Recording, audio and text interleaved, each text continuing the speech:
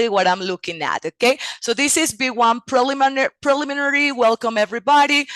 For today, we are going to be looking at the different format of the exam, and I will also be sharing with you different strategies and maybe certain tips that have helped me prepare my students for this level of English and for this exam, okay? So sorry, somebody's connecting, and generally when they connect for some reason, my presentation stops. Okay, so let's start remembering a little bit about the background of this exam. Can anybody tell me how was this test formerly known? What is the other name for the B1 preliminary? Thank you so much. It is PET. Thank you, Joffre.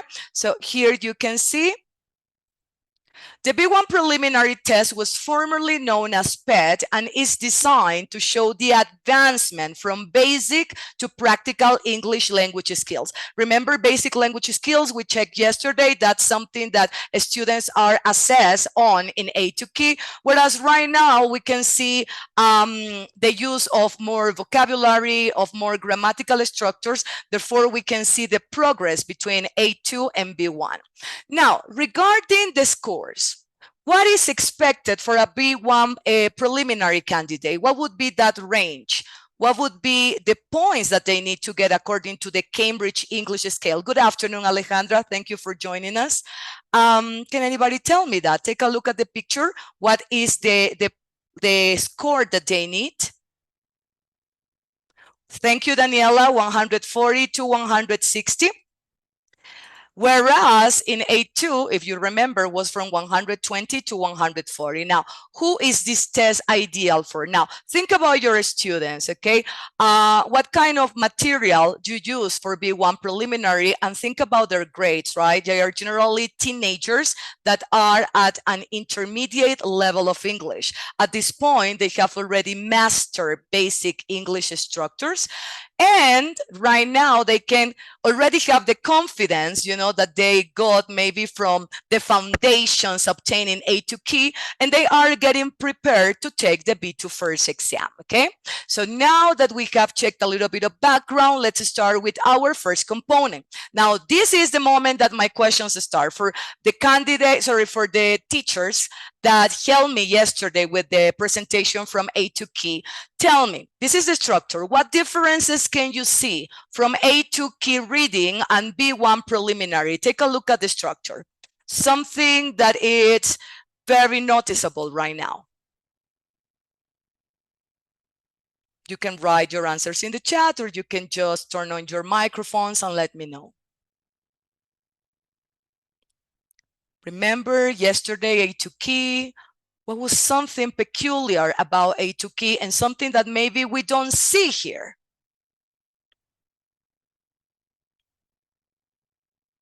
Anyone?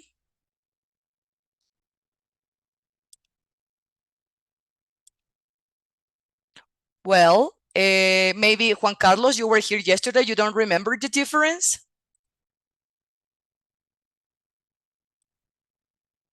Well, maybe Alejandra was also here yesterday. Maybe she remembers. Alejandra, do you remember the difference in the reading part from A2 Key, just looking at the structure? You can turn on your microphone.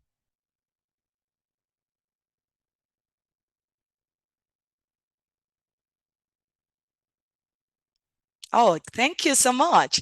The number, okay, thank you, Joffre. One is the number of questions. There were 7 parts in A2 Key. But why were there 7 parts in A2 Key? What was the reason? The 2 last parts corresponded to reading or writing. That's the biggest difference, right? Remember that in A2 Key, in the same paper, you're going to have reading and writing.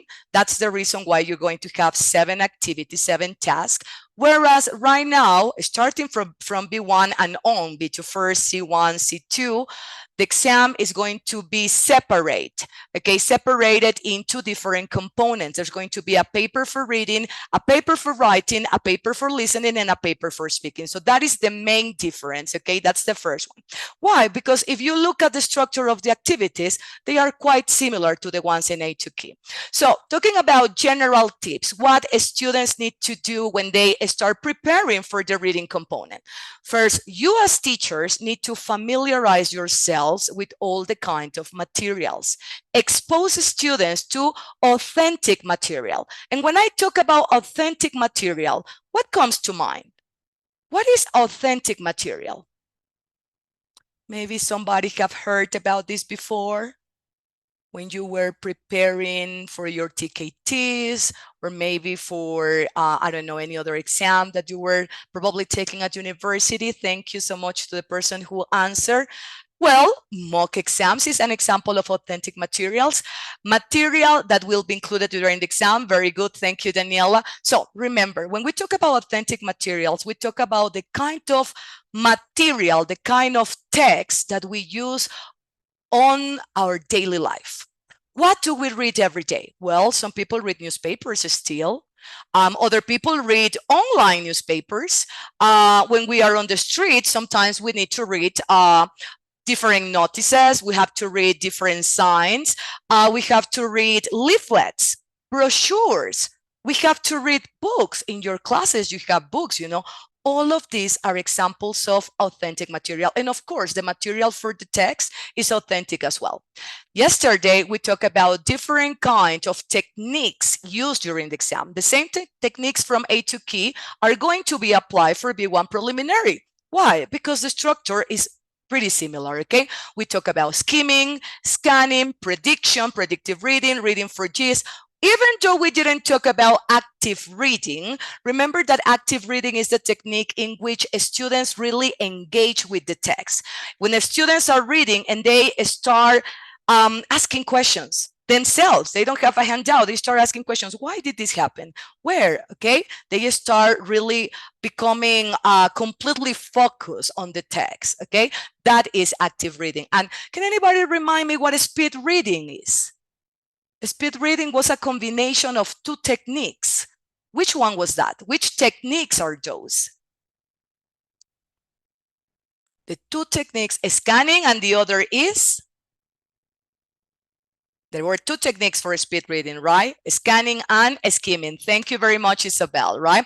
Remember, for speed reading, you start skimming the text, okay?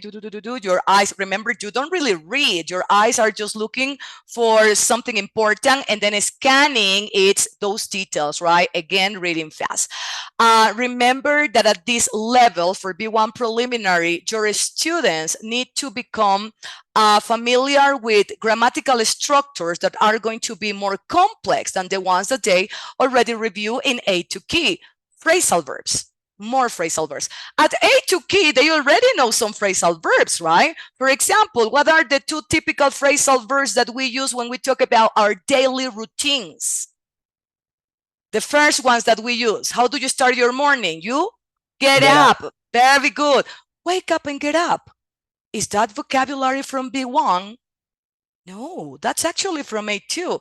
But right now, when we talk about B1 preliminary phrasal verbs, well, we have maybe pick up, and they're the opposite of pick up, that is drop off, maybe get along with, maybe get rid of, maybe find out, start very good, start off, look for, maybe you have a certain varieties of look, you know, like look after, take care of, look into, etc.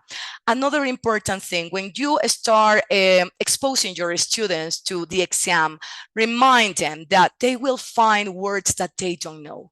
That's common, right? Imagine B1, they might find words like, I have no idea what the meaning of this word is. They don't need to be relying on dictionaries or Google Translate or ChatGPT, not at all, because they can get the meaning of the word just by looking at the sentence. analyzing the context, maybe looking at clues, and then, oh, I think this word means this. I don't know it, but that's what I think because that's what I read, right? And also reminding of the time. For the reading component, they're going to have 45 minutes. And those 45 minutes have to be divided for 6 activities. It means that 7, 8 minutes per activity. However, I always tell my students, first of all, I need to know which topic is the one that becomes more difficult for them. Why? Because that way I know, you're going to use more time for this one because this is the difficult for you. Try to dedicate 10 minutes to that one, okay? So thank you very much to the people who helped me with your answers in the chat. Now let's start checking the first topic from part 1. Now, can anybody tell me if this topic is similar or different from the one of A to K? And if it's similar, in which way is it similar?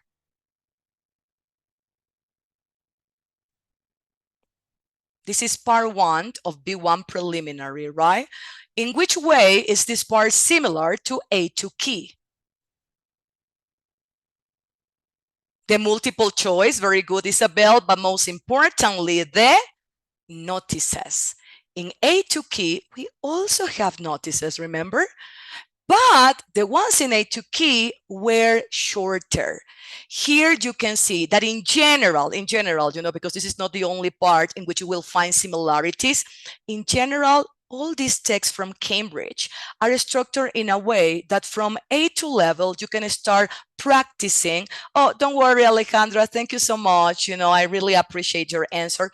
I can understand, that probably you guys finish your classes and then you have a lot of things to do.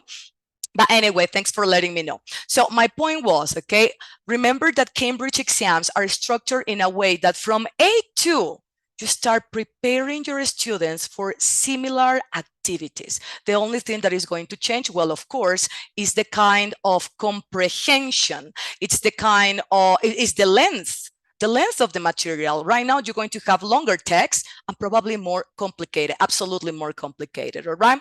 Does anybody remember what was the strategy for this topic? Should I start reading the options or should I start reading the notice? What was the strategy for this one here? Should I go first to the options or should I go to the notice? So here, then, very good, Daniela. Thank you very much. We start with the notice. So you can even tell the students, don't look at the options, just focus on your notice. And the first question is, where do you see this notice? Where? Is it something that you see in your school? Is it something that you see on the street? Is it something that you see at home? So look at number 1, the warning one. Delays expected for the next 24 hours because of repairs to this cycle lane. Oh, cycle lane. Is this something that I find where? Write your answers, please, on the chat.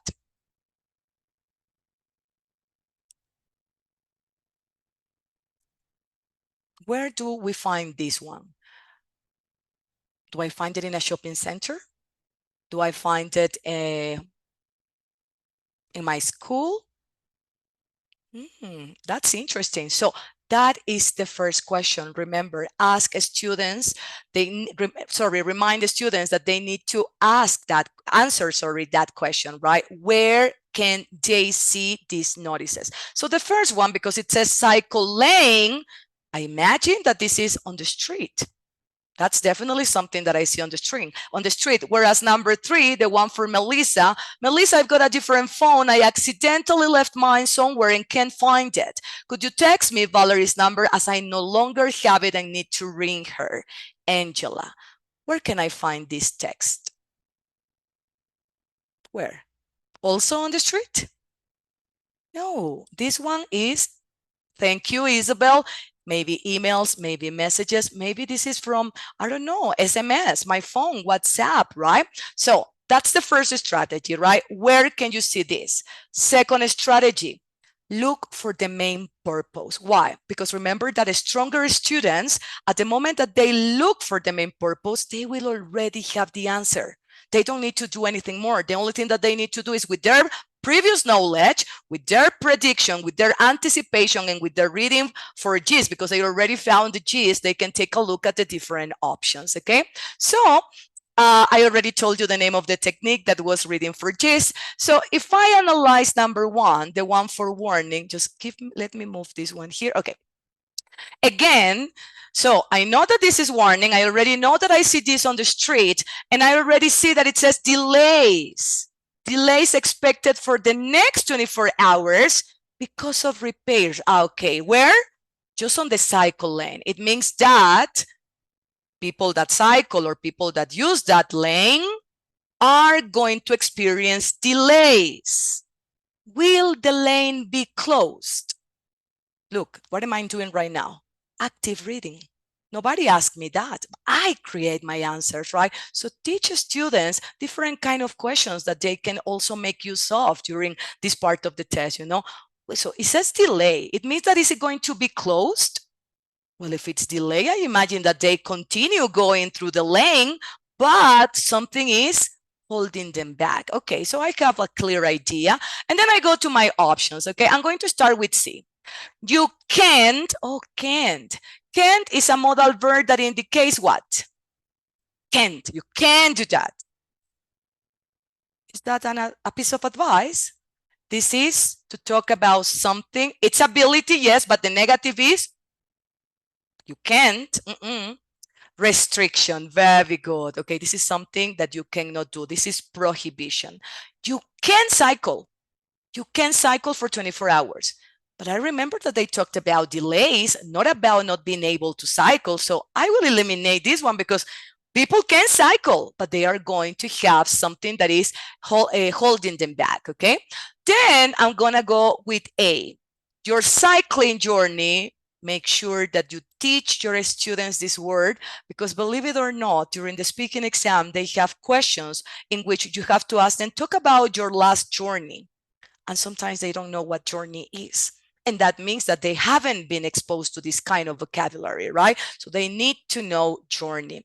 Your cycling journey will be slower every day this week.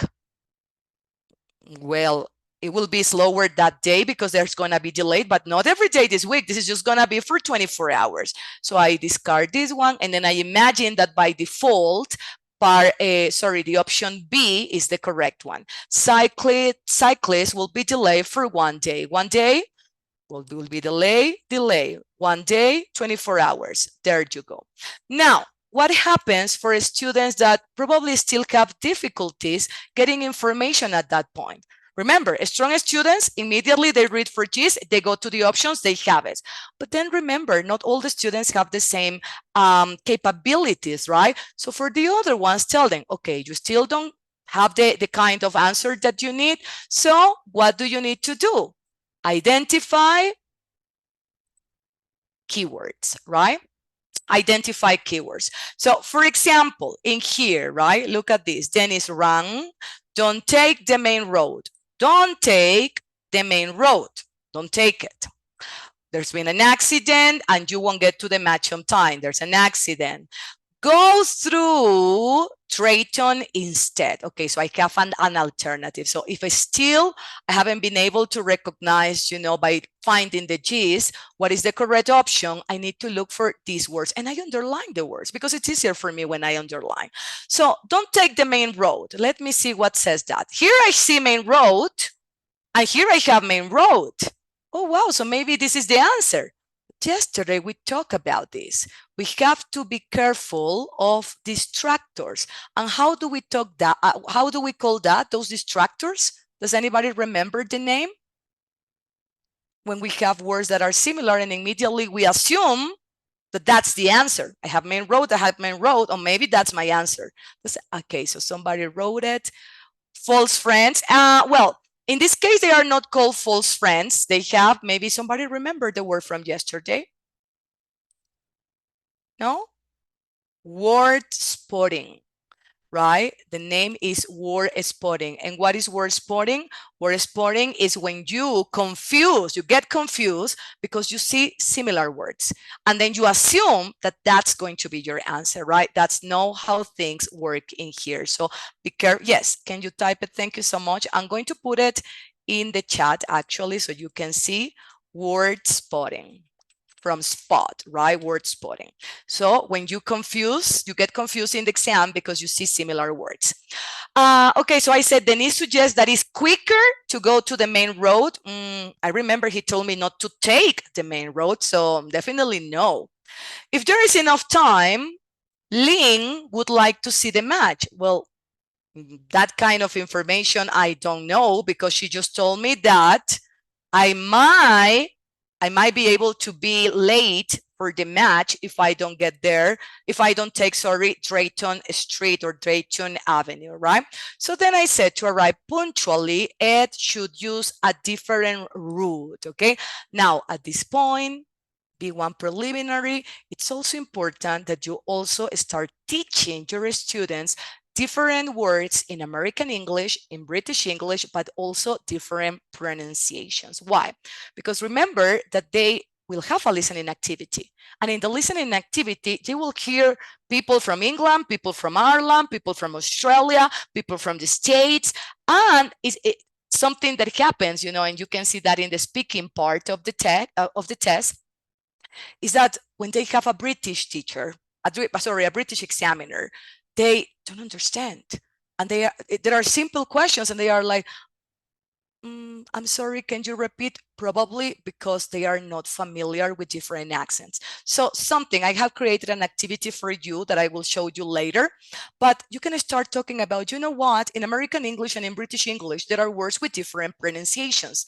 This is one of them. In American English, we say generally route, but some people say route. I say route because both are correct. In British English, they also say route. Okay, and then you can remind them of that. Another typical word, advertisement. Because in American English it's advertisement, right? But in British, we will hear advertisement. So, okay, now they know. Teach them that. That's very important as well, okay? So, this is part one. Remember that this is similar to what we checked yesterday. But of course, right now, the information is longer and the topics are more complex, okay? Techniques that we apply, prediction, reading for gist, and if that's not working, we have to identify keywords and be careful of word spotting. Then we go to part two of the exam. And now, does anybody remember what part two of A2 key included? Was it something similar to this? There was some kind of matching exercise? You guys remember that? Well, in part two of A2 key, remember you had 7 questions, right? 7 different statements, 7 different sentences. And the idea was that you match the statements with the corresponding paragraph. You had 3 paragraphs, right? Now for B1 preliminary, now this is an example, right? I didn't put it completely, but this is just an example. In B1 preliminary part 2, you're going to have 8 different short texts. 8. You have 6 in the example, but you have 8 in the real exam. And you will have 5 descriptions of people. Here you just have 3 because, as I said, it's the example, but in the real exam, 5 descriptions, 8 short texts. The idea is that you match the 5 descriptions with the corresponding text. Now, what is the strategy that I'm going to use? Because now I see more difficulty than the one from yesterday. However, it's a matching exercise. The idea is that you follow the same technique. And what is the technique? Shall I start reading the text or shall I start reading the description? Can anybody remind me? What do we do in this one? First text or first description? What do we read first? First, reading description. Thank you very much. So reading the description, and I'm not just reading the description, I'm not going to waste a long time, you know, I'm going to focus on the important words, all right? So which are my important words? So I go very quickly, I go with Anna, and I say thing, and she wants to do. What does she want to do? I know that this is about which college would be appropriate for each one, right? So I'm going to highlight computer studies so that she can work in an office. Okay, she wants to study, but she also wants to work. She would like to study in London. Okay, I highlight London, but is worried about finding accommodation. These are my 4 clues. In A2 key, I highlighted probably one word in each statement, remember? Right now, I'm looking at 4 or 3 different points, okay? And now what I do, okay, now the same technique you do with everything, right? Peter is 19. He wants to be a sport teacher. He's very good at sport, especially running. He wants to go to college outside London. This is the information that I highlight, okay? And remind your students that in the computer-based exams, they have the opportunity, they have the chance to highlight just by using their mouse, okay? They have the chance. And if you're using paper-based material, well, you use your highlighters in class. So let's do Anna, okay? Now that I have the 4 points that are computer studies, work, London, and accommodation, I want you to help me very quickly. Remember, you don't need to read. There's no time, right? You just need to go very quickly with your eyes, looking for a paragraph in which I can find these 4 points. Now, please help me. And you can write in the chat which of these paragraphs, A, B, C, D, E, or F, would be the most suitable for Anna.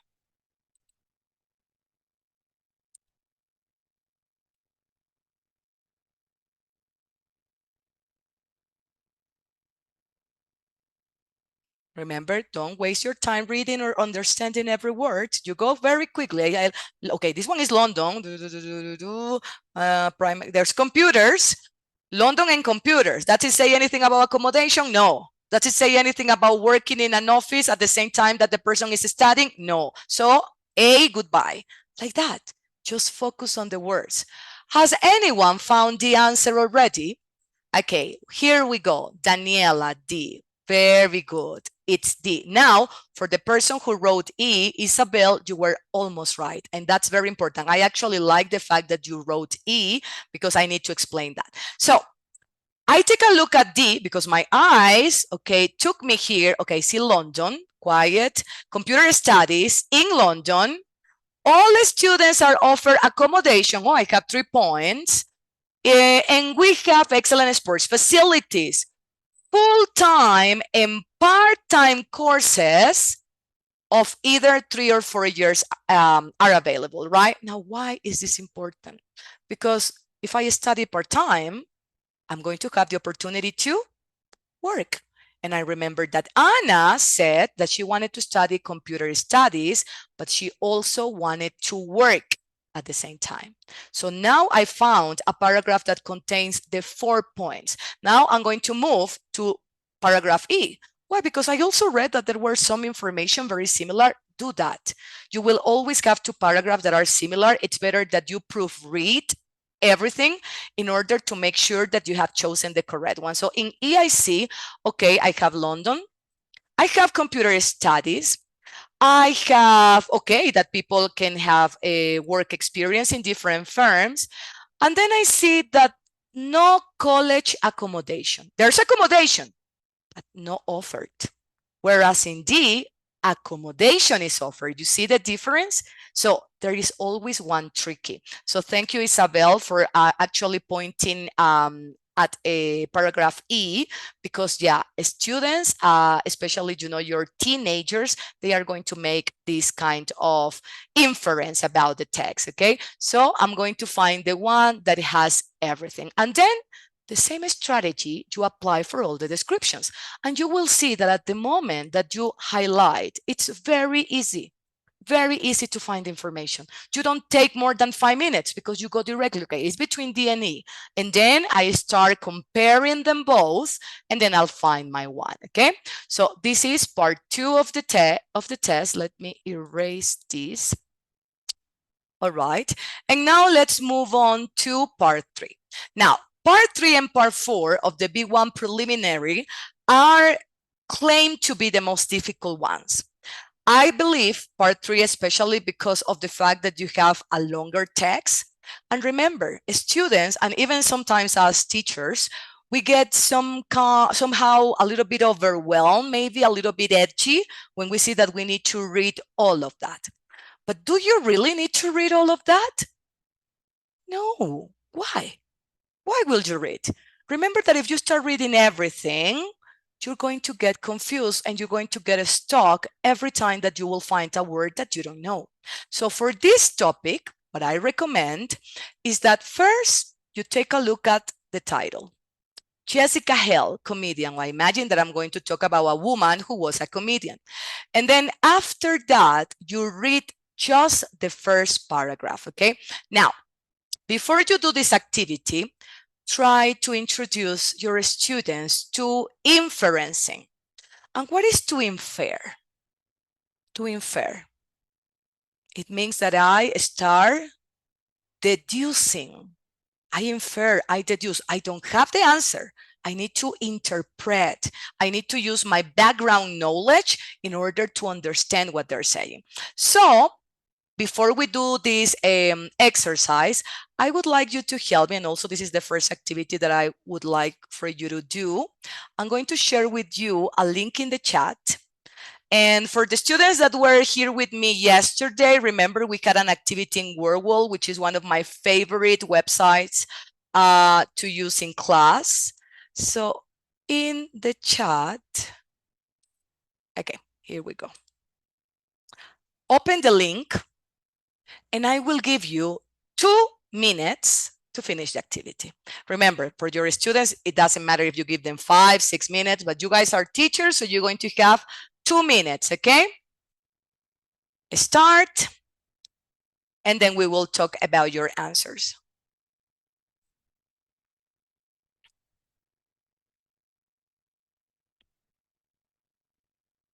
It says it's private. No, it cannot be private. Are you sure? Yes. Let me see. Okay, can you try again? And thank you for letting me know. I don't know why. It's because I use my own word wall, probably because of that. Yeah, it's working. It's working right now. It's working. Thank you, Juan Carlos. Thanks. Okay, so it means that you need to start. Okay, the 2 minutes start now.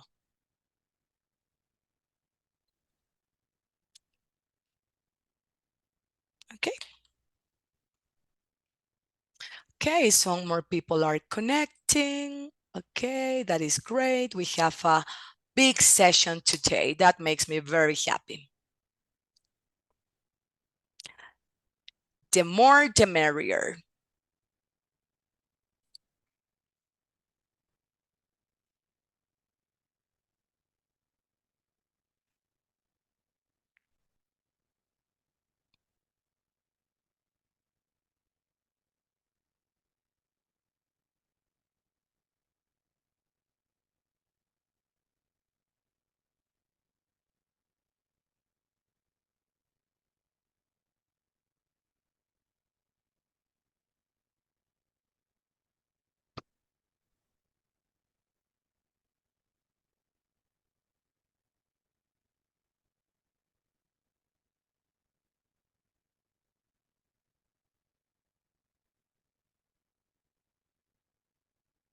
You have 1 minute.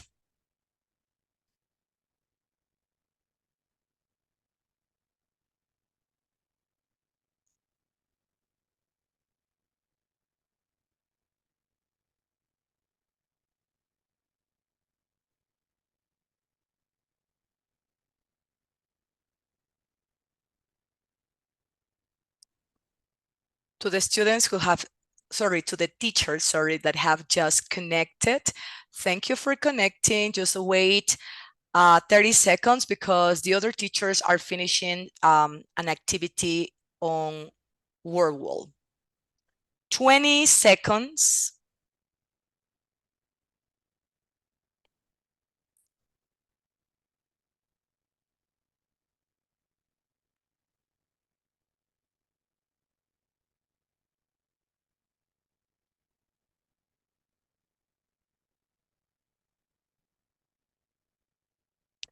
Thank you.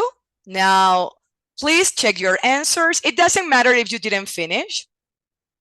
Did anyone finish? Done? Very good. Joffrey, do you have the chance to share your screen? Do you think you can try?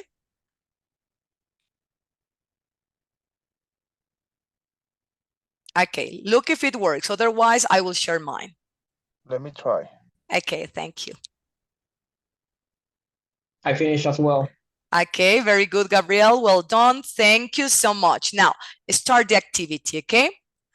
We don't need to do it right now. I just want you to take a look at the structure of the activity. Start the activity, Joffrey, please. But don't press anything. Just start. Okay, now stop in there. As you can see, what do you have in here? You have sentences. Are there simple sentences? No, these are compound sentences. And there's an expression that is in bold. Can anybody tell me what does that expression represent? How do we call these expressions in English? Once in a blue moon.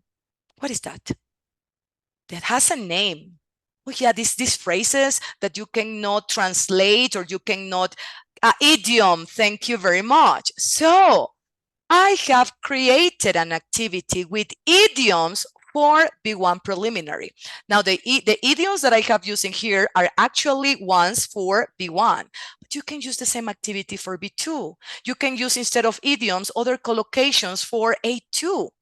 And then what you ask your students is for them to analyze. Maybe you don't need to teach these idioms in advance. No, the idea is that they have no idea of what these idioms mean. So they start getting the answer when they read the sentence.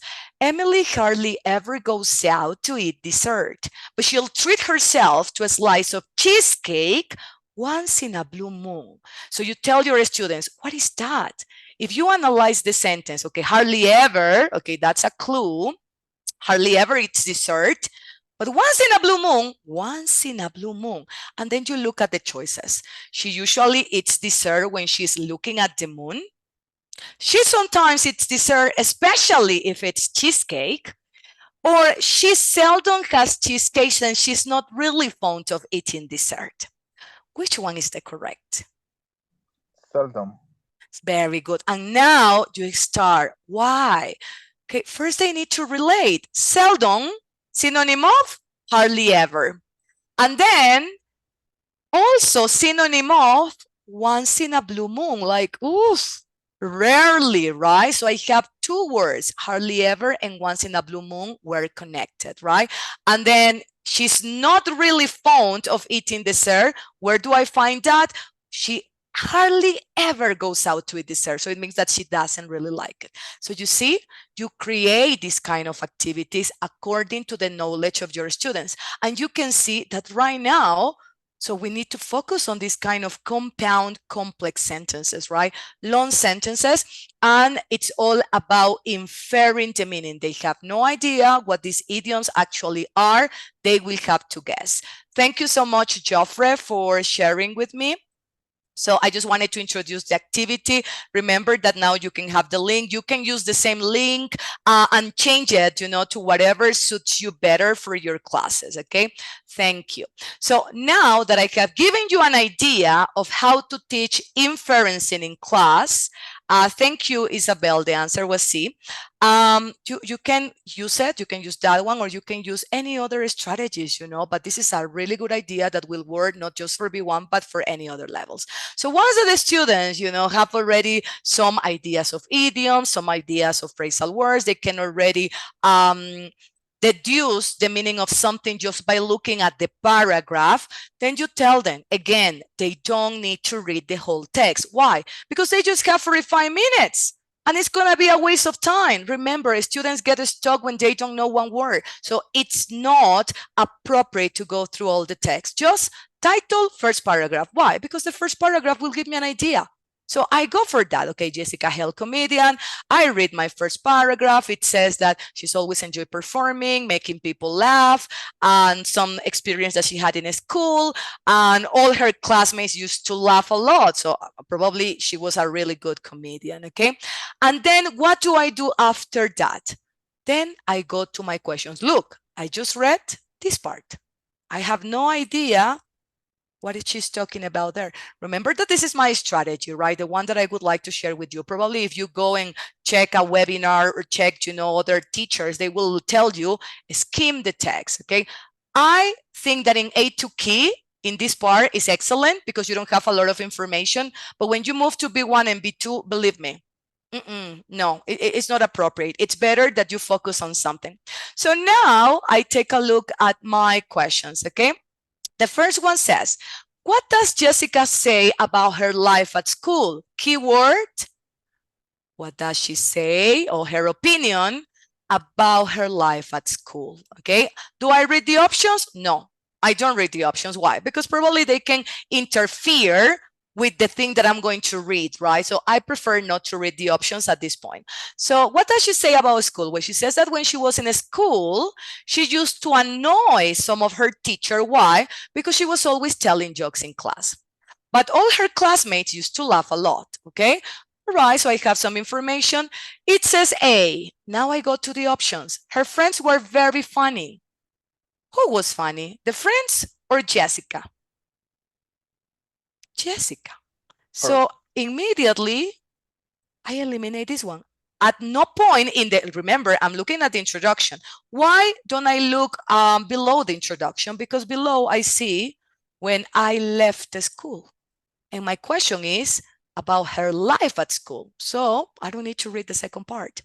So she was funny, not her friends. She enjoyed performing for her classmates. So I always enjoy performing, could be. And all my classmates used to laugh a lot. Okay, so maybe it looks like a good possibility. She disliked the teachers. Well, it says that she used to annoy some of her teachers. But remember, when you say annoy, does it mean that someone annoys you because somebody doesn't like you? Maybe your brother and your sister they annoy you. Why? Because they want to tease you. It's part of their relationship with brothers and sisters.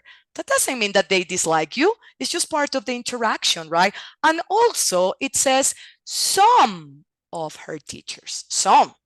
Here, she disliked the teachers. That gives me the idea, the teachers, like all of them, her teachers at that point. So definitely no. And her jokes were bad. If her jokes were bad, would her classmates have laughed at them? Definitely not. I mean, I'm pretty sure that they were really good because they laughed a lot. And with that, I have eliminated my options and one more time reinforce the one that I previously believed was the correct answer. And this is an excellent strategy for you to do with all the items in this exam, in this part, sorry, of the exam, except for the last part. If you remember yesterday, we say, because you have the same topic in A2 key, exactly the same, just not as long as you have it here. The last part, it's about the best title, the main idea, the main purpose, right? So I need to look to a general point. So for that one, this is what I'm going to do. First of all, I'm going to read what I'm looking for. The best description of the writer. Well, it's difficult because there are a lot of descriptions in here. So I go with number one, the comedian who never stops laughing herself. Who laughed? Herself or others? What am I doing? Active reading. I don't have that question here. I create that question in my mind because that will help me concentrate on what I need to find. You see, I apply my techniques of active reading. Who was reading at that time? Who laughed at that time? Jessica or her classmates? Well, I'm pretty sure that here she said that the classmates laughed a lot. And then I continue with the second paragraph. And then it says that, okay, in theaters, the audience loved her. Okay, probably because she was really good. And then she had some appearance on TV in a comedy show. Okay, so people laughed. Then, okay, da da da da da da. Okay, I don't see anything that tells me that she never stops laughing herself. So this is weird. I don't find anything like that. I know that other people would laugh at her joke. So I eliminate that one. The funny person who loves her work but never has time to relax. Oh, this is keyword, relax. I need to look for that. I'm pretty sure I saw relax somewhere. And it was in this paragraph. And then I will read that part, right? It says, it's easy to keep on being successful because it's so difficult trying to think of new ideas. When I can think of anything to write about, I get very miserable. When does she get very miserable? When she doesn't have material to write about. Then she usually goes for a walk. Walking is a great way to relax. If she usually goes for a walk and that's her way to relax, does she have time to relax? It says usually. So yeah, she has time to relax. So this is a no because it says never has time to relax.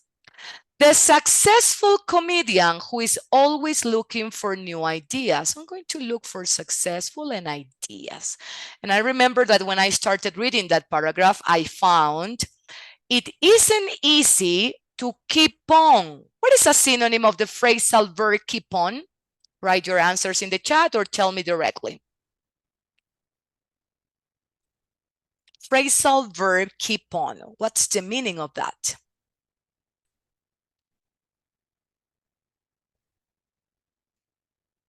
Carry on. I have another that is not a phrasal verb.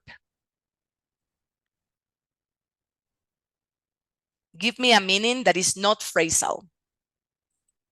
The meaning is continue. Very good. Keep on. Okay, that's in my list of phrasal verbs for B1, right? Keep on. Isn't easy to continue being successful.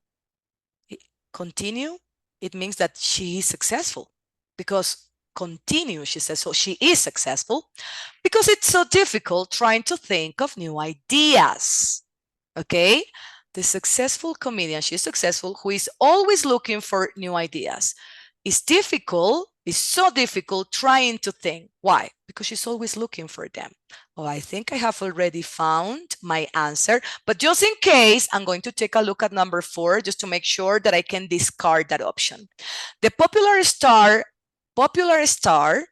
who loves being on TV more than anything else. So I remember that in paragraph 3, I saw something about TV. So I moved back to that paragraph. I appeared on TV a few times and became better known. I finally got a part in a TV comedy show and I've worked on TV ever since. I still do theater work, and although excellent connector to teach at B1 level, although it's harder than being on TV. What is now? I start with my active reading technique. What is harder? What? Can anybody tell me what is harder than being on TV? According to what I have read, this is, what kind of exercise is this? Referencing, right? That it's harder refers to what? Please, can anybody tell me?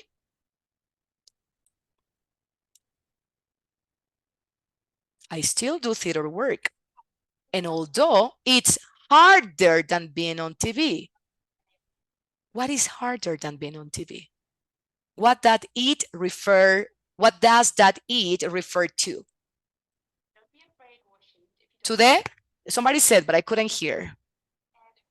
The theater. The theater, very good. Now, practice referencing exercises with your students. I have prepared one that I can also share the link with you for you to use in your classes.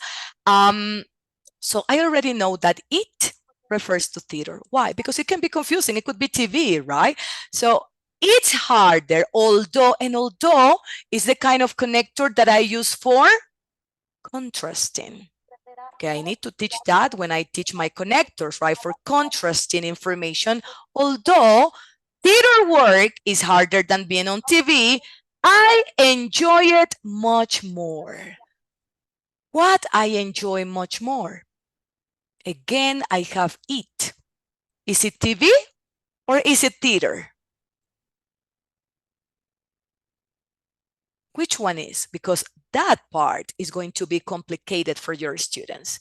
If they don't practice enough exercises with anaphoric or cataphoric references, this is going to be difficult. So when you are preparing material for class, make sure that you go through the text and analyze. Okay, in this paragraph, I see something very important to teach my students, referencing, right? Because this part is going to be complicated. Why? Because at the moment that they read this part, I enjoy it much more. Immediately they will think that it refers to TV.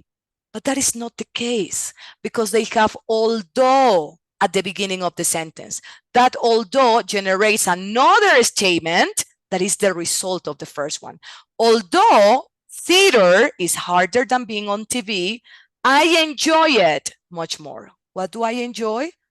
Theater.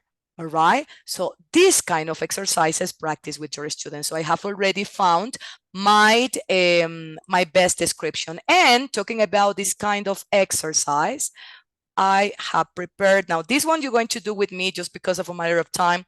As you can see, we generally use more time in reading and use of English because remember, if your student manage strategies for reading, they are very similar to strategies for listening, right? Listening for specific information, listening for gist. But the most important is that they will also practice their grammar and vocabulary features, and that will help throughout the exam. So I always emphasize more on reading skills, okay? So now I would like you to, can you see my worksheet? Yes, so this is from live worksheet. The link it's here, but you can also take a picture of the link in the presentation. And what I have created is an exercise of pronouns. Why? Because this is perfect to practice referencing. So I'm going to read the sentences and I would like you to help me with the answers, please. Now for this one, I'm not going to have the chance to look at the chat. Just tell me, okay? Turn on your microphones and tell me. He loved Lisa a lot, but she didn't love her, Lisa. Mr. Evan poked nose into affairs. I detest curiosity. Mr. Evan poked his nose into affairs. I detest curiosity. I detest curiosity. Whose affairs? Mine. My affairs. Very good. And here you have another idiom, to poke your nose into something. It means to be nosy, to be like maybe gossiping about something that it's not about you, or that doesn't involve your presence in there, right? My motto is not to live for tomorrow what you can do today. My motto. What's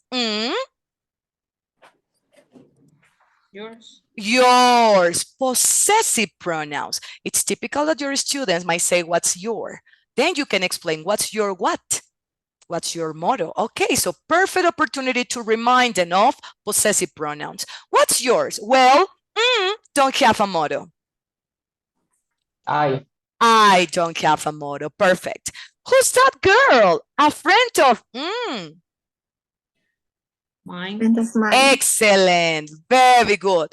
Remember, we have been taught that when we use prepositions, to, in, of, with, etc., we are supposed to use object pronouns with me, with him, with them. Mine is not an object pronoun. So perfect opportunity to teach your students this exception. A friend of mine, a friend of yours, a friend of theirs. Okay, this is an exception to the rule. He and I have already completed work. Our. Our work. Very good. Was hard. It. Perfect. And I remind them you have a period, capitalize, okay? Capitalization, because sometimes the students don't follow the rules of capitalization and punctuation. It was hard, but are glad. Are glad. We. We Are already tells me that it's we, you, or they, right? And since I'm talking about he and I, we are glad is over. It. It is over. Very good. What if a student tells you we are glad that is over? No, because in that case, that it is over, right? This is not a relative pronoun. So careful with that one. They might tell you that, but that is not correct. Between you and our boss is a liar. Me. Me. But maybe the students say, but teacher, it should be between you and I. Teach them when we have prepositions. Prepositions are followed by object pronouns. The boy fell off his bicycle, has broken his leg. Who? Now you are teaching them relative pronouns. They need to know, and this is so important, 7 and 8, excellent examples of what you need to introduce your students to, because in the speaking exam, in one part in which they have to describe, ideally, they should start by saying, in this picture, I can see one person who, that would be a perfect start of that part of the test. A person who is reading a book. In this picture, I can see 2 children who are playing in the park. So start with your relative. I'm pretty sure that you already checked them somehow in A2, but right now they need to really know them. I have not seen the girl. Suitcase was stolen. Whose? Very good. Possessive. The suitcase belongs to the girl. So whose? The jury has given verdict. I've got a question there. Before Yes. you go further with your lecture, let me yes. think you. No, it's gonna be the boy. That is not gonna be possible there. No, of course. Yes. Why not? Remember that it's just not possible if you have a comma. And again, teach your students that if you have a comma, that is not possible, just who. If you're talking about the thing and you have a comma, that is not possible, then you have to use which. But for this one, that or who is perfect. Excellent question. Yes, that is also correct. Perfect. Okay, any other question? Very good, defining and non-defining relative clauses. My recommendation, don't teach them the topic yet, probably in B2 because they get confused. The jury has given? There. There, perfect. Maybe the students will say it's, his, because teacher, the verb is third person of singular. Yeah, but remember that the jury, it's a group of people. And also, I don't know if it's woman or man. If I don't know, I prefer to say they. Mary never spends money going to the beauty shop. Does her manicure? So she never spends money going to the beauty shop. She. She does her manicure Herself. herself. Now, not for B1, I don't recommend this for B1. I mean, this, yes, for B1, but in case that you want to use the same sentence and introduce your students of B2 to passive causative, remember, get something done. I get my hair done in the beauty shop. I don't do my hair myself. I get it done. That's something for B2. Use the same exercise and then tell them change, not with pronouns, but tell them change them from this form to a passive causative form. Just an idea for B2, but that we will be discussed tomorrow. And finally, my sister helps me and I help Her. we help Each other. reciprocal. Each other. Perfect. Very good. And then you are practicing pronouns, but at the same time, you can go with referencing each other. Why? Because it's my sister, she helps me and I help her. So it's something reciprocal, right? If I say we help ourselves, it means that I help myself and she helps herself. So that's a different situation, okay? So the link for this activity, let me go back to my presentation. It's in here, you see? It's not actually in here. Let me see where it is. I'm pretty sure that I put it somewhere. It's here, all right? Why? Because also for this topic, this is part number 4, you have to practice referencing, okay? Now, this is a new topic. You don't have this in A2 key. What do you have to do? It's a gap exercise, a close exercise in which 5 sentences have been removed.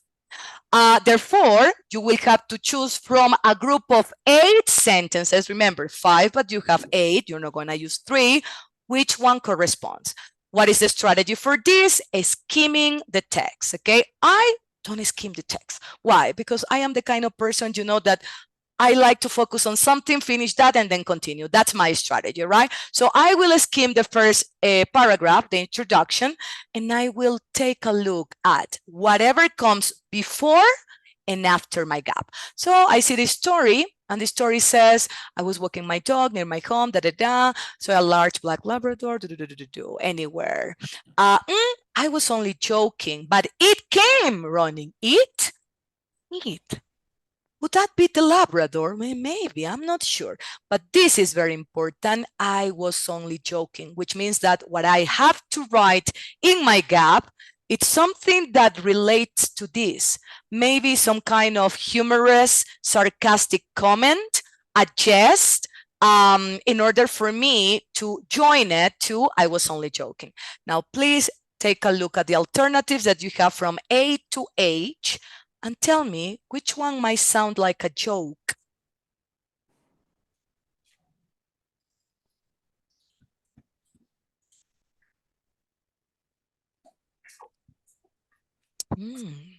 That doesn't sound like a joke, right? Because but there's something that sounds like a joke. And then think about why. Practice your active reading during all these activities. Has anybody found it yet?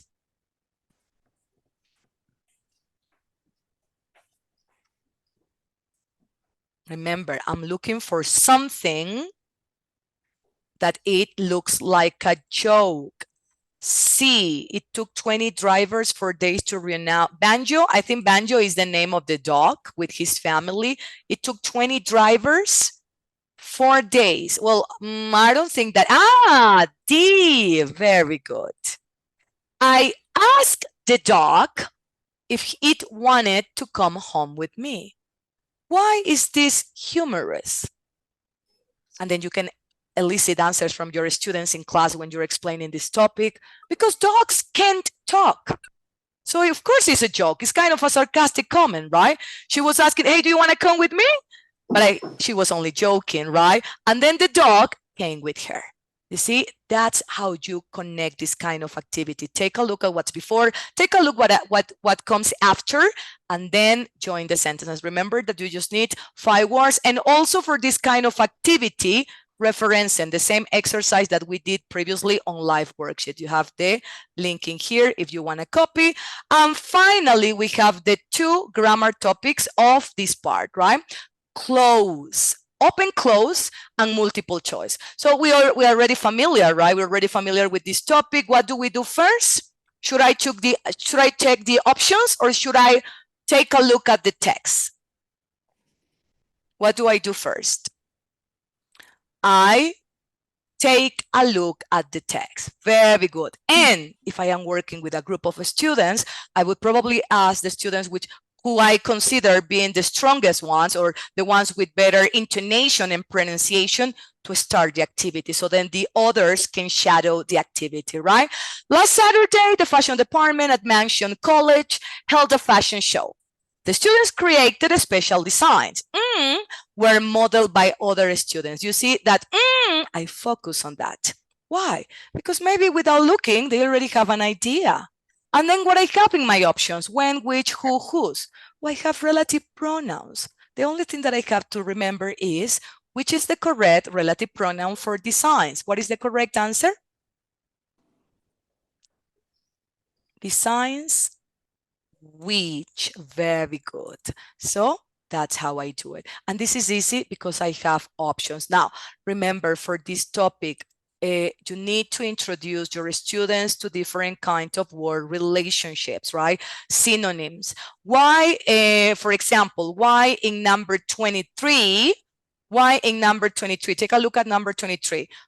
of the designs. I remember yesterday we did an exercise about this, and I told you, if you have some, most, many, and you have of, obligatorily, you need the, right? And here I have many of the, lot of the, much of the, each of the. Which one I will eliminate first? Well, I know that designs is plural and much is uncountable, right? So I have to eliminate this one. What is another one that you would eliminate? Which one is another that you would eliminate? Lot. You will eliminate lot because lot doesn't exist. A lot of or lots of, but lot Lots of. alone. And then it's between many and each. Now, generally you stay with the ones that are the trickiest one, right? Then you know the rule. If you use each, you use singular or plural. Each person or each people. Each person. And here you have design, so definitely not. And each of the designs, it sounds weird, right? Many of the designs, right? That is the correct. And the same thing you have to do with the open close. The only difference is that in here you don't have options, right? So again, you read aloud, you tell your students, you know that when they read, they use intonation and they do that sound like Greetings from Cornwall in sunny Southwest England. This is my favorite place, a holiday. Oh, I have everything. I just need one word. Favorite place, a holiday. Well, I remember that at this point, I remember my teacher taught me that sometimes I use on a holiday and for a holiday. But which one would be the correct one? When do you use on a holiday generally? Followed by which verb? On holiday. What is the verb? On holiday. Go, right? Go on holiday. That's a collocation, right? I enjoy my holidays. I don't need to use any preposition. But here, my favorite place on a holiday? Could be, but I think it's better if you use for, right? However, I think that on would be a good choice also here. However, for is the correct one for a holiday, right? If you have a holiday, go to this place. Can anybody tell me what would be the answer in number 29? It's often windy that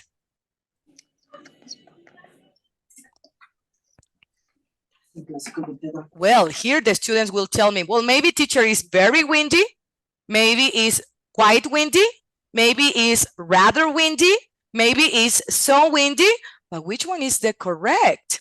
29. 29. It's often very windy.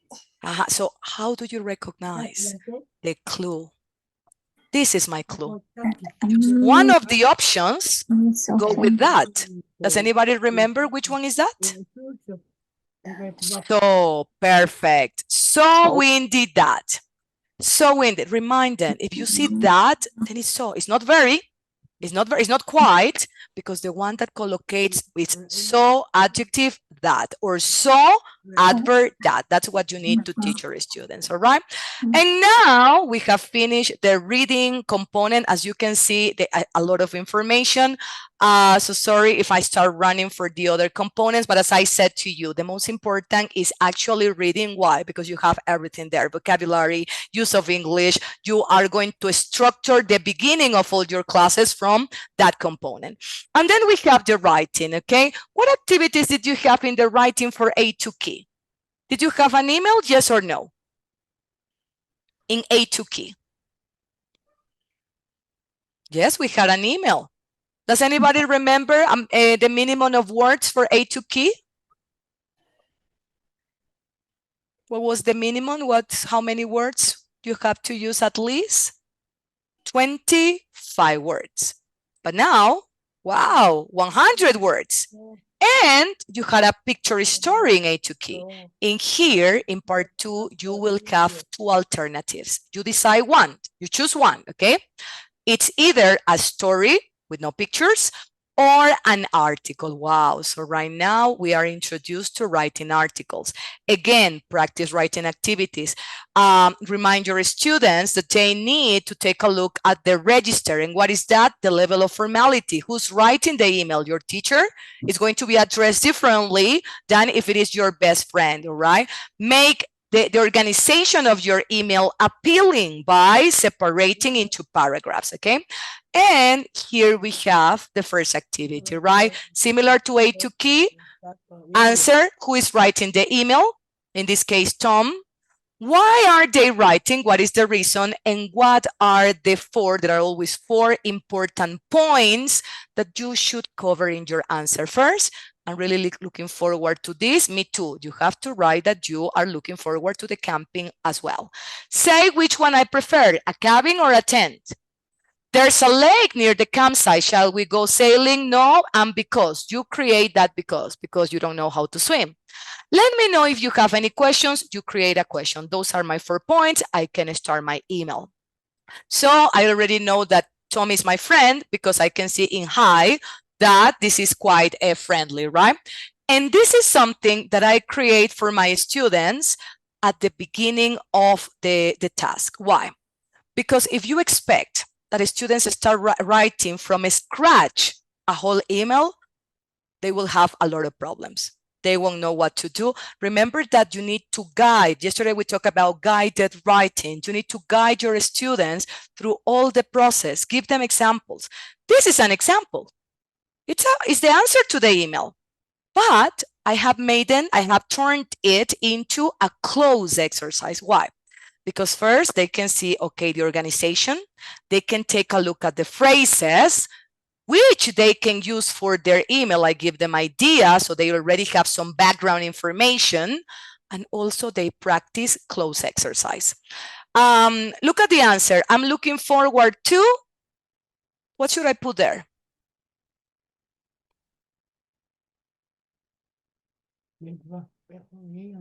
I'm looking forward to camping with you too. Ideas? Going camping. Somebody has the microphone on, but I don't hear any answers. So please, if you're not going to give me answers, turn off your microphones. Because I hear some kind of background noise and I don't know where it is coming from. I think it's from here, so I'm going to mute it. All right. I think staying in is a great idea. So I have 2 options, right? Cabin and tent. It will definitely be much better and cheaper than staying in a cabin. So what is the word? They can recognize that immediately, right? I don't know what happened. Sorry, I moved to that one. All right, so here we are going. Can anybody tell me staying in a? What's the correct word there? So at this point, the students need to use, like the previous text and then check, okay, they were asking about cabin or tent. Here in my writing example, I already put that it's better and cheaper than staying in a cabin. So that is logic. I'm going to be staying in a tent, or that's what I would like, okay? So this is a kind of activity. Remember, this is when you introduce the students to this part of the writing, it is better if you give them enough material. Do not expect the students to start writing paragraphs or even let alone, like the whole email, because that's not going to happen. It's better that you give them this kind of exercises so they know, and then from that we start. Okay, this group is going to write 1 paragraph. This other group is going to write the answer for this part. Okay, it is better in that way. And then you have your second activity in which you have to decide whether you will write a story, which I think it's better because the students from A to Key are already familiar with the story, or an article. Can anybody remind me, when do we write articles? What is the purpose of an article? What is the purpose? You can write your answers in the chat. What is the purpose of an article?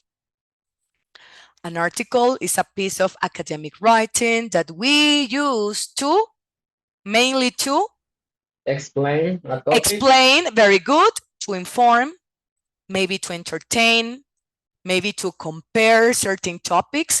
It's very similar to a review, right? However, the review tends to be more informal. So for my article, it says, include an interesting title. Do you have to? No, you don't have to, but it would be nice. You won't be penalized if you don't write the title. But you will be penalized if you don't fulfill the requirements of at least 100 words. Can you write 130 words? If you feel confident, but remember, we said yesterday, 130, probably you will include irrelevant information and you will have more mistakes. So maintain everything between 100 and 110 words. Now, write a catchy introduction or use a rhetorical question. Can anybody tell me what a rhetorical question is? What is a rhetorical question? I give you an example. Something that our parents used to tell us when we were teenagers. Do you think this house is a hotel? Do you think this house is a hotel that you can come at any time? Do you think this house is a hotel? Why did our parents say that? Were they expecting for us to say, yes, our house is a hotel? No, our house is not a hotel. Is that what they were expecting? A question that is answered in the same text. Very good. So a rhetorical question doesn't require or ask for an answer. A rhetorical question has the function of emphasizing a point. When my mother used to tell me, Marjorie, do you think that this house is a hotel? She wanted to emphasize the fact that I was never at home. But she didn't tell me that. She used a rhetorical question instead. So teach them a little bit of rhetorical questions. Another typical rhetorical question is, are you blind? Of course they're not blind. Are you blind? The answer is right there. Are you blind? You see, that's another rhetorical question. Why? Because the purpose of a rhetorical question is to engage the audience. Also, connectors, right? At this point, you can already organize activities with different connectors. And very important, don't go off topic. You have 2 to 3 questions that you have to answer. In the case of the article, what kind of books do you like to read? Do you prefer paper or e-reading or e-reading? Yes. And why? That's it. That's what I need to cover, right? And if it's the story, I'm going to have the beginning of the story. Remember yesterday, I gave you a strategy that I use when I am teaching a face-to-face class with more than 20 students. I create a handout per column, right? And I start with pictures. In this case, I'm not going to use pictures. I'm going to start with a sentence. And then I will be timing the students and I will say, you need to write a continuation of the story in 30 seconds. In 1 minute. After that, pass it to the other. If you finish before, pass it to the other. The column that finishes first will be the winners. The students love this kind of activities. Believe me, even though they might hate writing, they really enjoy, feeling engaged in class. Okay. Any questions about the writing component? Does anybody have any questions at this point? Please ask me if something was not understood. No? I don't see any emojis. I don't see any questions in the chat. Geoffrey tells me this thumbs up, you mean that everything was clear or you would like to ask a question? I think, Geoffrey, you meant that everything was understood. Okay, thank you, guys. All right, so writing. Yes, here I see something in the chat. Crystal clear, thank you. Now, I remember I told you, right, when you introduce them, maybe give them a whole email, right? And then maybe just with certain gaps in which they have to complete with 1 word. Another activity that you could use is this one here. Organize paragraphs, maybe scraps of paper, and then they have to run in the classroom trying to get it all together. Take a look at this article and tell me which paragraph is the introduction.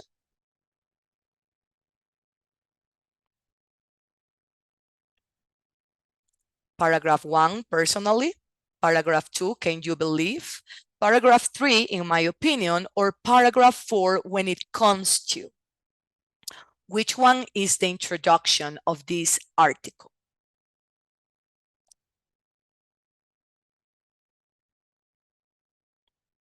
No? Nobody The last got one. the last one, when it comes to communicating, I would rather, now, it could be tricky Where is here. the question? The one with the question, very good. Remember, this is kind of a rhetorical question. Can you believe that most people own a smartphone nowadays? Is the reader going to reply to you?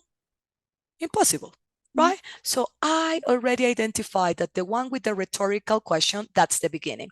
Now for the person that says this one, it could be tricky because sometimes when we speak, we start with when it comes to this, but think about that. When it comes to, it's a discourse marker that you use when. For example, I give you an example. Today, we have already talked about reading.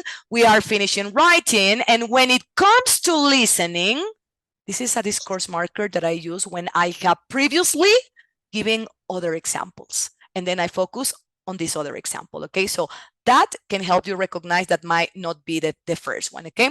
Second, so this is my first paragraph, right?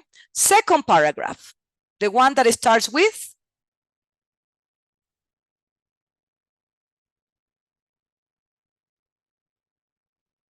I start with my rhetorical question, and now what I have to do? Well, I have to talk about whatever that question asks me, my point of view, my opinion. And where I can see my point of view, my opinion, here, personally, right? I do not depend 100%. And then I introduce one, okay, this is one point. And then the other point will start with when it comes to that. Remember, use this discourse marker when you're having a presentation, right? And you have to talk about different topics. Well, about reading, I can tell you this. Regarding listening, I can tell you that. When it comes to that, to speaking, I can give you some suggestions. That's how you organize your speaking, right?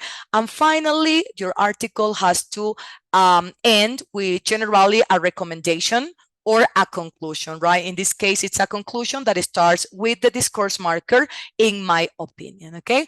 And again, the students are not writing the article. The students are just organizing the article. Why? Because it's very difficult for them at the beginning to start writing everything from scratch. It's better do these activities, get them familiar with vocabulary, get them familiar with the structure. And then, as I said yesterday, on Monday, you introduce vocabulary, you introduce grammar structures, Tuesday. And then on Friday, your objective is, let's do this part of the exam. Let's focus on writing an article. That's how everything, is divided into steps, and it's easier and more entertaining for the students as well, all right?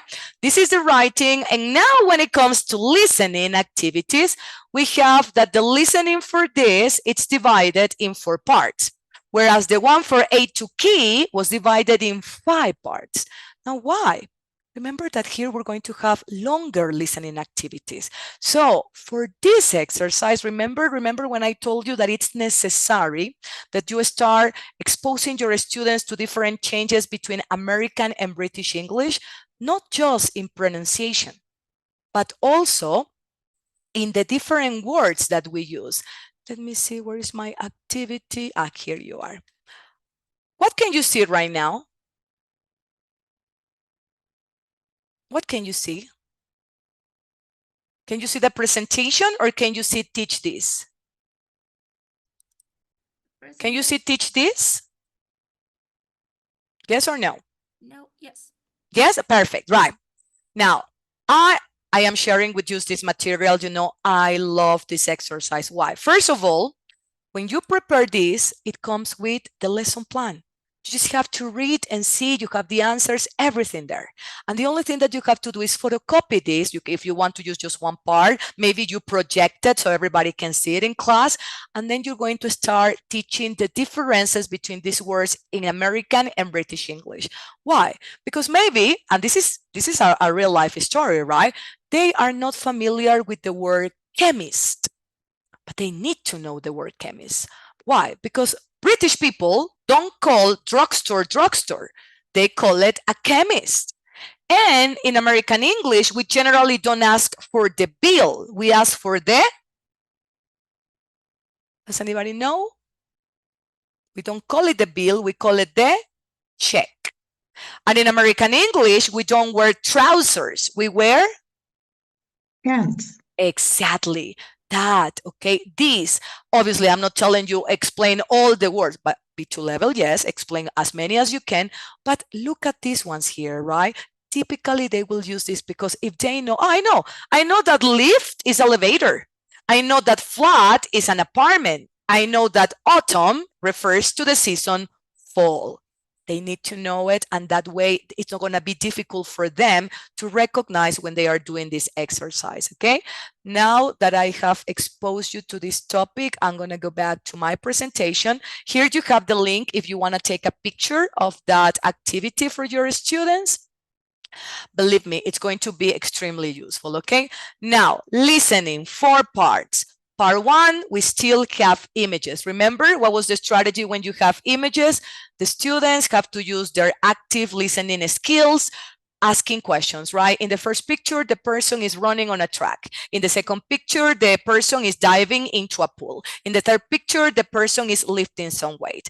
Already, they have anticipated some ideas. So when they listen to that specific preposition of place or a specific clue, it will be easier for them to also get the answers, okay? So those strategies we already practiced yesterday. So very quickly, I want you to answer these 3 questions that we have in here. Where did he go yesterday?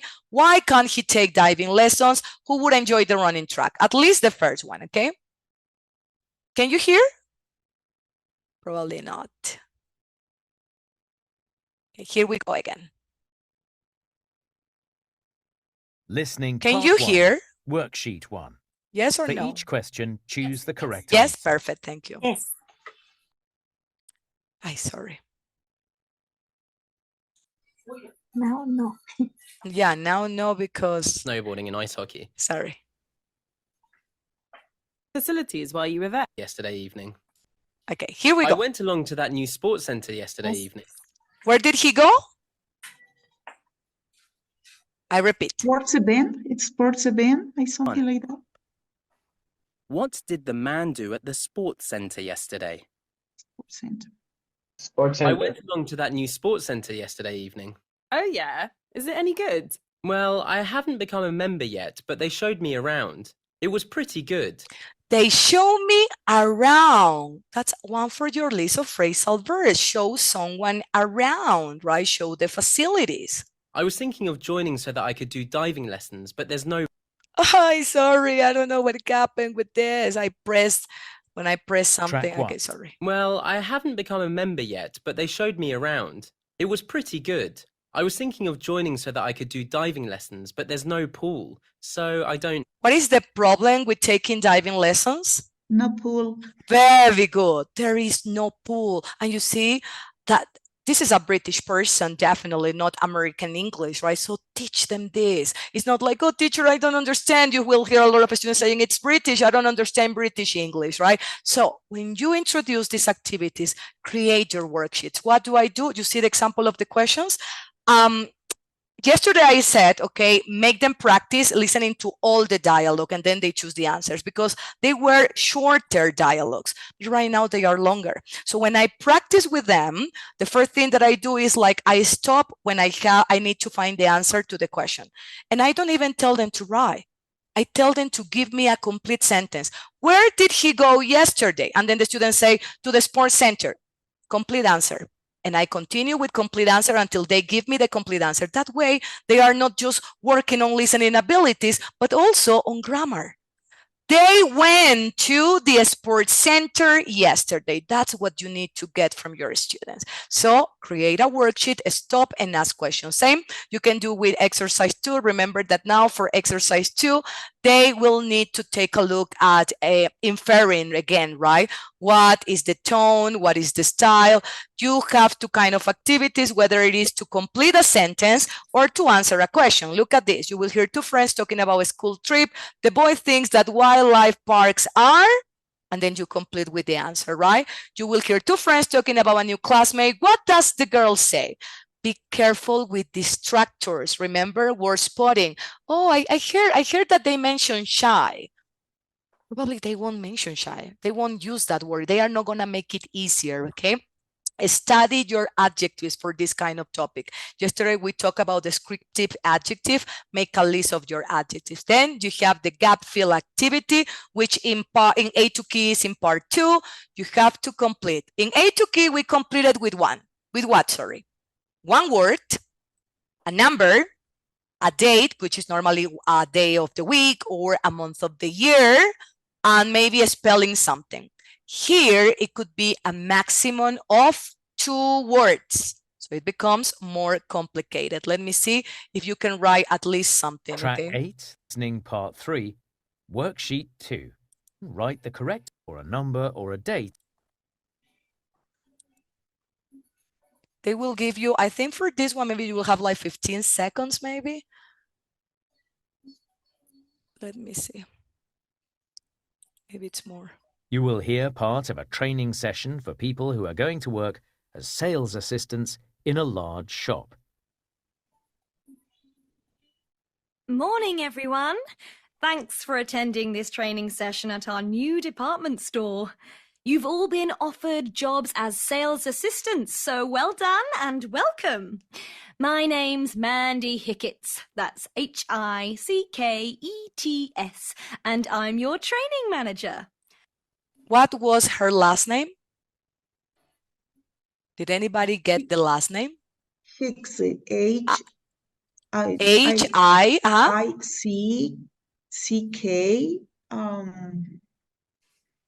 Did you get the last part? And maybe S. E-T-S. E-T-S. E-T-S. So practice spelling.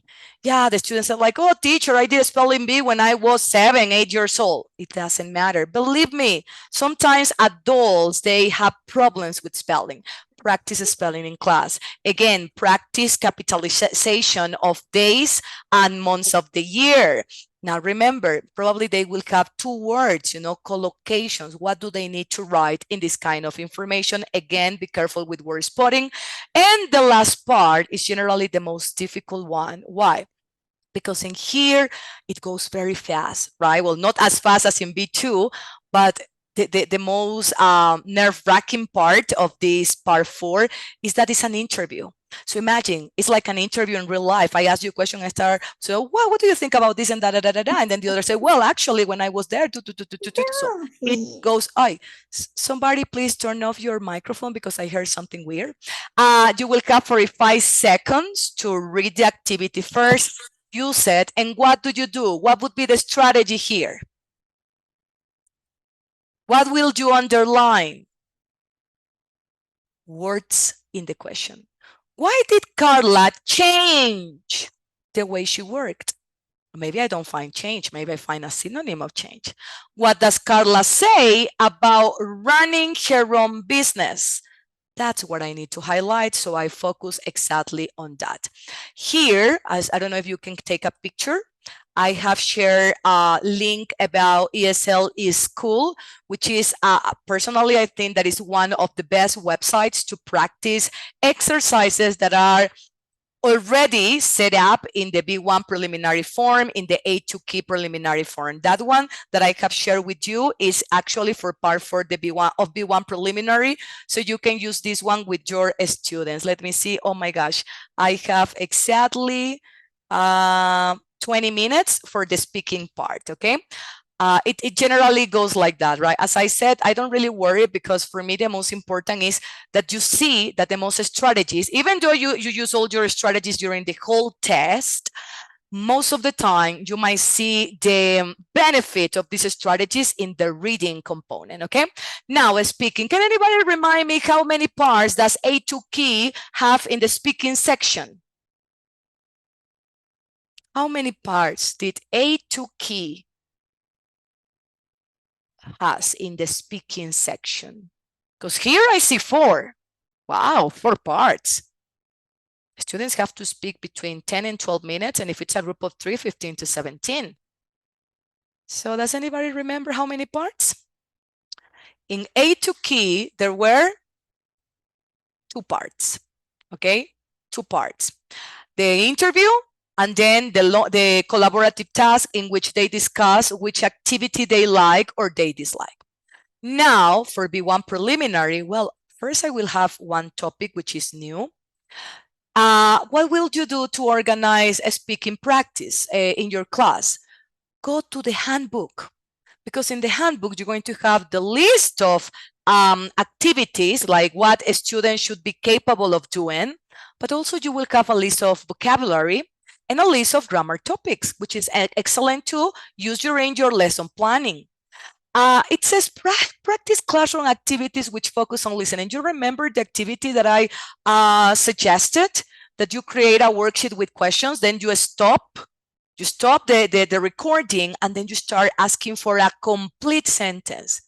That activity is not just developing listening skills.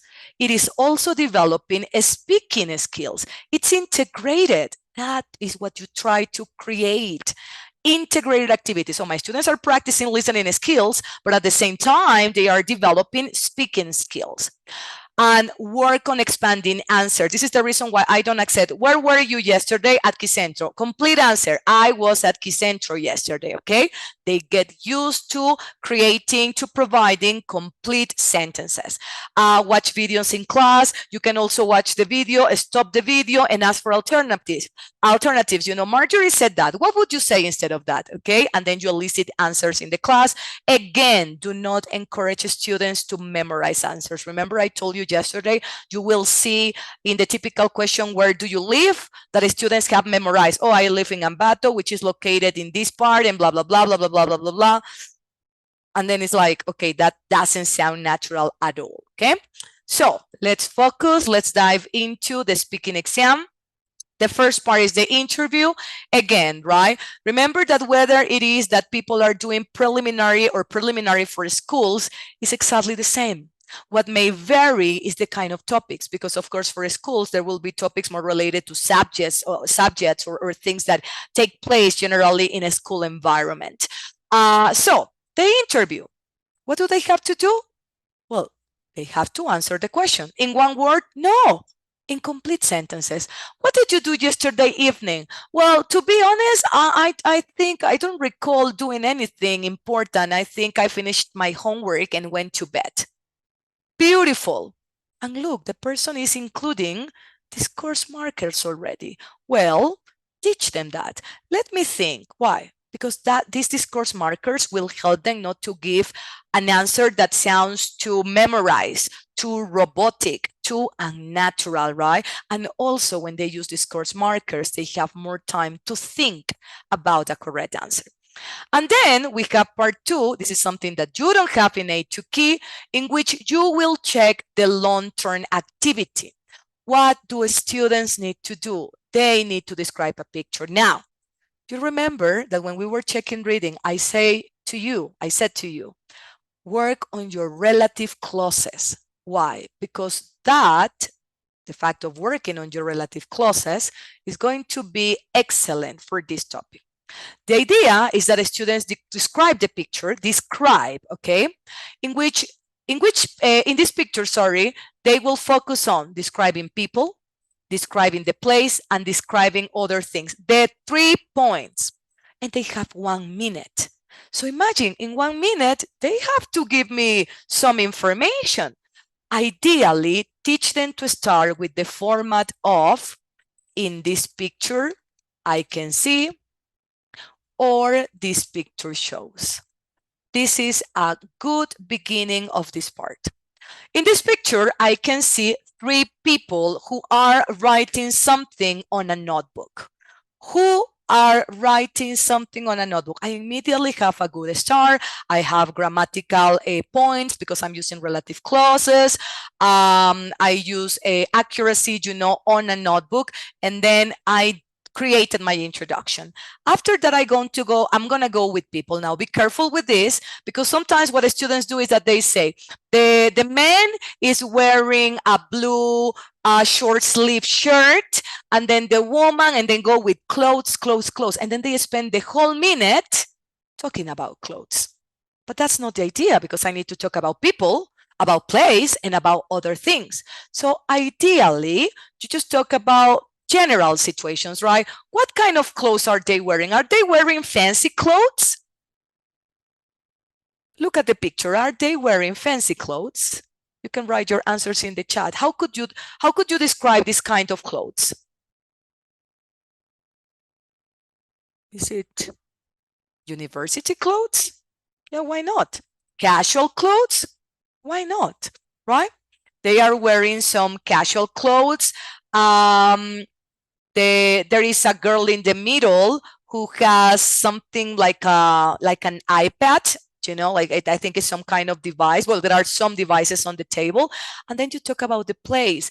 I think they are at the, where are they? At the library. Very good. I think they are at the library. Careful with this word because still students at this level think that library is the same as bookstore. Teach them that Mr. Books is bookstore, and then library, well, in universities, you generally have a library. There are a bunch of books on shelves. And then maybe if you see that still you need more information, you can speculate a little bit. Sometimes you don't have a lot of material to describe. Think about the weather. Oh, is it sunny? It's maybe September. Invent that. You know, the idea is that you keep talking for the whole minute. When the minute is over, the examiner will stop your student. And if the student hasn't been able to provide an answer for people, place, and other things, they will use prompts. Okay, but remember, yesterday we said what happened when the examiner keeps on using prompts. That will decrease the score in interactive communication. So remind your students of that. And then we go to, if you have any questions, please let me know. Then we go to part 3 and part 4 of the speaking exam. Now, in part 3, I remember that this is very similar to A2. However, that was a part 2 in A2 key, and they just had 5 pictures. In here, I'm going to have 7 pictures. And in A2, they have to talk about whether they liked or disliked this. In here, they don't have to talk about that. They are going to be introduced with a topic, okay? The topic in here says, a young man works hard and has only one free day a week. He wants to find an activity to help him relax. Talk together about the different activities he could do and say which would be most relaxing. So, are you going to talk about, do you like this? No. You're going to talk about the different activities and why are these activities appropriate or not for this man who has a free day a week, one free day a week, right? And then what do you tell your students, right? Look at each other because it's not with the examiner, it's between you two. And then ideally, one of the students should ask the other, shall I start? Or go directly? Well, I don't know about the first activity, which is going fishing, because I think that this is some kind of a boring activity for somebody that has just one free day a week and maybe needs some kind of excitement during that free day. What do you think? Okay, immediately my idea, what do you think? And then the other person, well, actually, I do enjoy fishing. You know, this is something that I did with my grandfather when I was little. And believe it or not, it's quite relaxing. Oh, well, you have a point there. Now let's go to the next one. What about, and then you decide if you want to, you don't need to follow an order. You can go, you know, from this one here to this one here, or from this one here to this one here to this one here. It doesn't matter. Ideally, in 2 minutes, you need to cover every single picture. And remember, you are explaining why these pictures are appropriate or not for this specific topic. So a lot of because. Maybe you can use options for because. Can anybody give me a synonym of because? Since. Since, very good. Okay, I have something from Geoffrey. Let me see. It says, in part 2, students are not supposed to speculate about the pictures just as B2. Yeah, you are right. They are not supposed to, but they are not going to be penalized for doing it. What happens is, there are students, you know, that when they have a picture, the only thing sometimes that they see is the sky, one person running, and the beach. So what happens in there? Well, the place is the beach. And the woman, well, the woman is running and she's wearing sport clothes. I can finish that in 15 seconds. Well, it depends on how fast or slow the student is, right? So what can you do in there? Because you need to complete 1 minute. Speculate, because any other option is remaining silent will affect your score. So what can I say? I can say, well, I think is because it is a sunny day that it's summer, so probably July or August. And I also believe that this woman is used to running every morning because she has a fit body, and that, so these are speculations. So even though the students are not supposed, because the activity is not about speculating as in B2, it's a great question, Geoffrey. Sometimes it's necessary. Why? Because they don't have enough material in the picture. When they have a kitchen and you have a bunch of appliances, perfect. But sometimes, as I said, they have just one person running, sky, beach, and that's it. So talk, right? So thank you for your question, Geoffrey. I really appreciate, and also that gives all of us a different insight of what you should recommend your students. So synonyms of because, since, because of. Now, why not due to the fact? Why not? What is wrong with that? Yeah, probably it's more appropriate for B2. Remember, you are preparing the students for B2. And also these words, if they start practicing and they become familiar with them, these are the words that will probably help the students to get, instead of a B1 preliminary certification, a B2. So don't be afraid of saying, of telling the students like, no, you shouldn't use this word because this is a B2 and it's not in the word list of B1. No, give them material as much as possible. They're not going to remember everything, right? It's better that they have more probabilities. And then another situation in here, all the students say, what do you think? What do you think? What do you think? What are alternatives to what do you think? Because the examiner is tired of listening to, and what do you think? Well, strategies are, do you agree? And you? Another? Maybe you guys want to give me ideas. What is your point of view? Very good. What is your opinion? Maybe imagine, you know, I go to this one. Well, I heard that John, let's suppose I invented the name. I heard that John is really fond of painting. So probably this activity, painting, having the beach as the most beautiful scenery, would be appropriate for him. Do you like painting? You see, it's not about like or not like, but I run out of alternatives for what do you think. So I go with that one. Yeah, you know what? I don't think so, because then he should travel to the beach all the time, and commuting, you know, to the beach, that might take time. Probably he will get stuck in traffic. So personally, that would be something that wouldn't be suitable for me. So I don't know if that would be suitable for John. You see? So that's what you need to tell the students, because it's typical that at this point you will hear a lot of, and what do you think? And what do you think? And what do you think? No, look for alternatives of this topic. And then, do they need to choose which one would be the most relaxing? Yes, they should, right? But what happens? That they start talking, and then the 2 minutes are over, and then the two students didn't decide.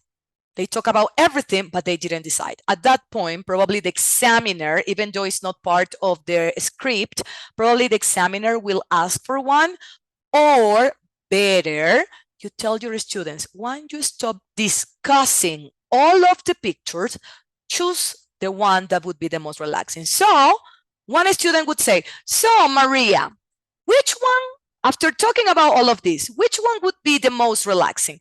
Well, for me, it's definitely just staying at home, grabbing a book, maybe drinking some coffee, and getting lost in that book for hours. Well, I don't see eye to eye. Now, we don't see eye to eye. We don't see eye to eye.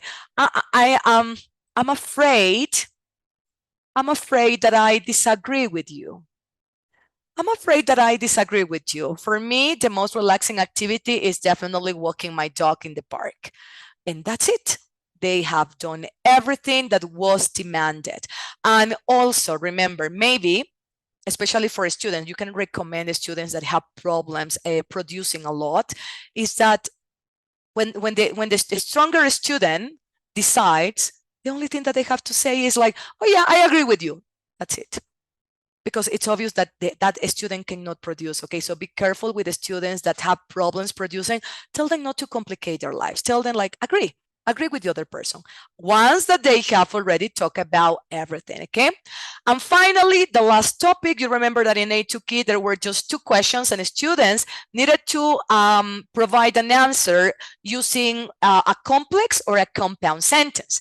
Now, in here, look at the first question. It says, what do you do when you want to relax? Now, ideally complex or compound sentence, but then maybe they can include 2 sentences, 3 sentences, maybe a discourse marker. Marjorie, what do you do when you want to relax? Well, that's a really good question because I have a bunch of activities that I do when I want to relax. One of them is meditation. I love to meditate, especially in the morning. Another is walking in the park. I live close to a really nice park in Quito, and I enjoy going to a spot in which I can just forget about my problems, sit down there and just enjoy the view. And another thing that I'm really fond of is cooking. So you see, I didn't create just one compound sentence. I talk more because that's what is expected from them, right? 2, 3 sentences. Use this well. Besides, in addition, you know, that will give the students first more confidence when they are talking, but also a better score, okay? Remember, when you practice with your students, don't focus really on like, okay, your answer is right or wrong. Remember that this is more about showing conversational skills, especially in the collaborative task, right? How we can disagree. Maybe for you it's black and for me it's white. It doesn't matter. But important is that you can answer my questions, okay? Any questions right now? And here I share with you a bamboozle activity. Let me share with you this bamboozle activity. I love using bamboozle for all kind of collaborative tasks. In my presentations and also in my classes. So let me share with you this. Can you see the bamboozle activity? Yes. Now, look, you have a bunch of material. You have a bunch of material. You can choose this one here, even though like the only problem is that like it is, I haven't connected, so I cannot see the picture, you know, big. When you sign in, and then you will see the picture in a normal size. But look, I have already 6 activities that I can use in my class. I don't need to be creating them because I can use them already. And I can use them, okay, I'm gonna use this one for this group, this other for this group, and then you can switch the different activities. You can print them. You have a bunch of material online. You can print them and then provide students with these handouts, all right? So guys, that is the end of our presentation today. Remember that in here, okay, so remember the scores, right? At these points, students need to get between 140 and 160. If they get less than 140, they are not going to get a B1 certification, instead just an A2. And the same happens if they score more than 160. They will get a B2 first certification. So imagine that. This is some of the most important topics. However, I always tell the teachers, take a picture of this. This is the best. These are the best websites that you can use, and also the ones that I gave you, you know, for practices in your classes. So the handbook for teachers, the V1 preliminary vocabulary list, more resources, sample exams that you can print, you know, and use as mock exams in class. And then yesterday I recommended Flow Joe. Today, and this is also really good for B2 first, English Reveal. Believe me, you have a bunch of activities. You don't have to waste time preparing anything, okay? So now, guys, we have come to the end of our presentation. Are there any questions? Here you have my information for the